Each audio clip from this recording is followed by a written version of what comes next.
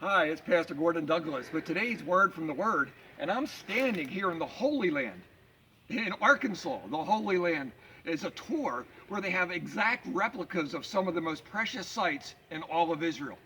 Obviously, I'm at a tomb, the Garden Tomb, the stone that was rolled away, and over here a sign to remind us when they came to look in the tomb, Jesus wasn't here and he was risen. But there's something amazing that I want you to see inside the tomb. So come join me.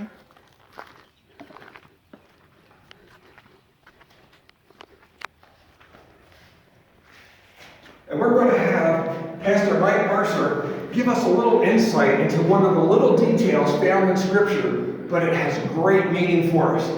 Pastor Mike?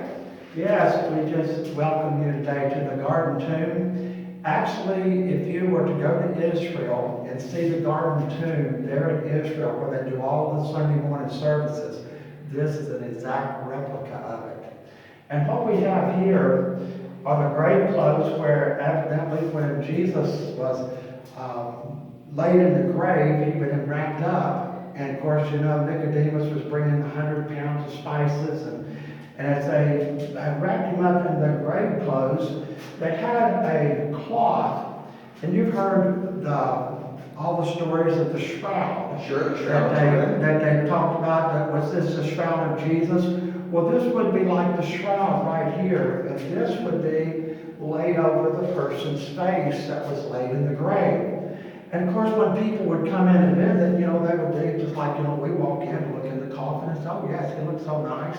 They'd look and say, yes, that was Jesus, that was my friend. And so as we see that the Bible talks about the resurrection, there's something that says that most time we just kind of pass over. And that's the fact that this face cloth that would have been over the face of Jesus was actually folded up and laid back in its place. Now, the wrappings where Jesus was wrapped, that was probably like a mummy, just fell flat because he was no longer there. But the interesting thing is that Scripture mentions the face cloth was folded up. If you look at the traditions of that time, that if a person was sitting and eating at a table, and many times even today in restaurants, that they take their napkin, and of course they may put it up on their collar, or they may put it over their waist. Right. As they're eating, they'll wipe their hands, and then of course when they finished eating, they take and wipe it up, and they're finished, they just throw it on the table, they get up and leave. But if sometime during the middle of the meal that you wanted to go away from the table, and you had to go do something or phone call, way back then phone calls. Sure. Visit a friend. You take your napkin. Restroom, right? And you fold your napkin up.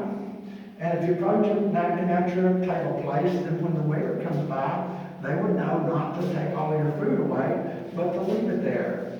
And so the Scripture says that this napkin that was over Jesus' face, that it was actually folded up and made neatly in place right here where his head would have laid. And you know, that's just one of those simple things that Jesus saying, I'm coming back. Sure.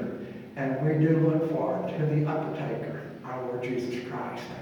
So as the sign said on the outside, he's not here, he is risen. But now we have some new information. Based on the napkin, he's coming back. Amen. And that's today's word from the Word. More tomorrow. God bless.